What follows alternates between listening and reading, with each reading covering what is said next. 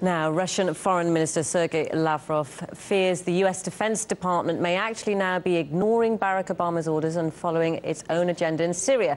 RT's Daniel Hawkins joins me now in the studio to give us more details. Now, Daniel, firstly, what can we make of the diplomat's words? Well, first, that we have to take them probably with a pinch of salt in the dear. Obviously, Lavrov didn't mean that Obama was quite literally not in control of the US military. This is likely a referral to the dichotomy, the sort of split here in US foreign policy. One side, the pro-intervention, pro-escalation, that are keen to apply all force necessary to get Assad removed. That's been a cornerstone of US policy in the country.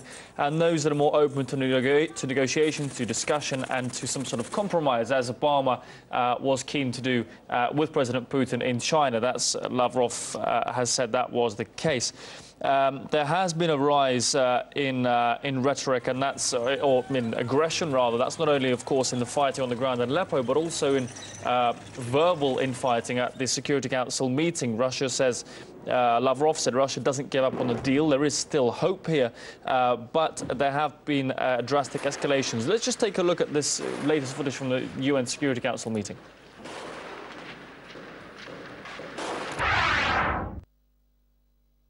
The Russian Federation and the Assad regime have launched an all-out air and ground offensive against eastern Aleppo and its 275,000 civilians.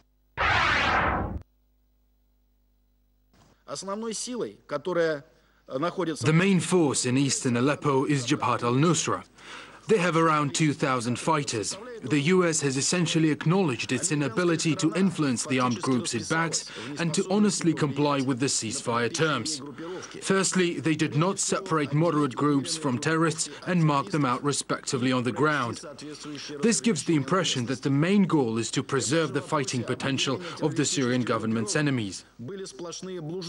Now, Daniel, if anyone was watching the emergency UN Security Council meeting, they will have noticed a certain harshness in the words from both sides. Now, looking back at that, does Moscow actually believe, or does it still believe, that it's a reasonable debate will go on, there will be cooperation in the future with Washington? How's it going to work, do you think?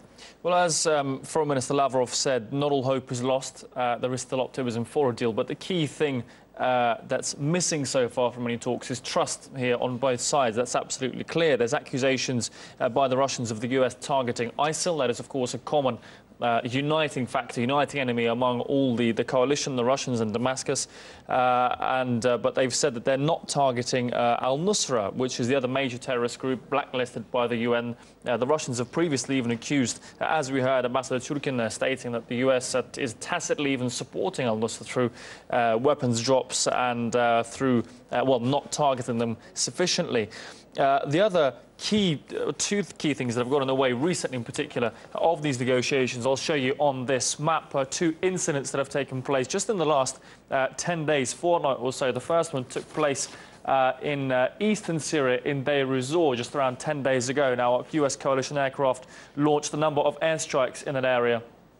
Very closely packed urban area here where the army has been under siege. 62 soldiers died in that attack and 100 were injured. Now, Damascus reacted very furiously to that, as did Russia, stating that this had the hallmarks of potentially even an intentional attack, although the US obviously very stringently denied this. This wasn't the only controversial attack in that period. Just a few days later, this time in western Syria, in the city of Aleppo, a UN humanitarian convoy was targeted. The US alleged that this was a Russian or a Syrian airstrike. Again, the Russian Ministry of Defense has denied this. They've said all these headlines are baseless, there is no evidence, and the convoy could well have been targeted also by militants who are active in the area. They could have shelled it and caused that damage. It's worth noting Lavrov and the Russian Foreign Ministry excuse me, have been adamant that a full, open, impartial investigation is absolutely crucial to establishing who attacked this convoy. That's something that has not yet been met with full cooperation, perhaps, here on both sides.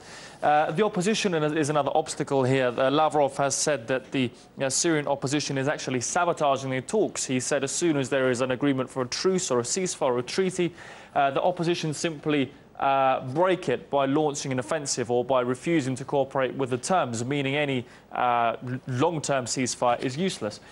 The opposition in turn are saying that, there they are, they're demanding a plan B from the US. Now, what is plan B? In many people's minds, plan B is the eventual partition of Syria into government-controlled areas, rebel-controlled areas and Kurdish-controlled areas. That is something that certainly Damascus and Moscow have been very much against up until now.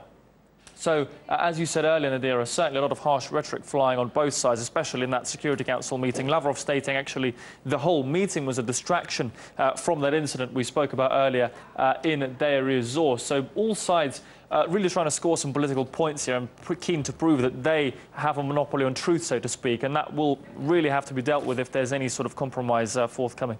Well, let's see if they can calm down and start discussions again. Daniel Hawkins, thanks for giving us an update. Thanks. The Syrian envoy to the UN slammed the emergency session as a message of support to terror groups in Syria, prompting a walkout by the American, British and French representatives.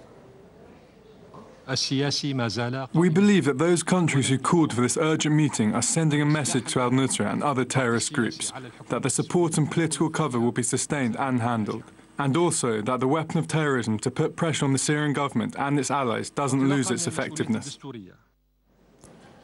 Meanwhile, the US ambassador to the UN, Samantha Power, took the opportunity to criticise this channel during the Security Council meeting.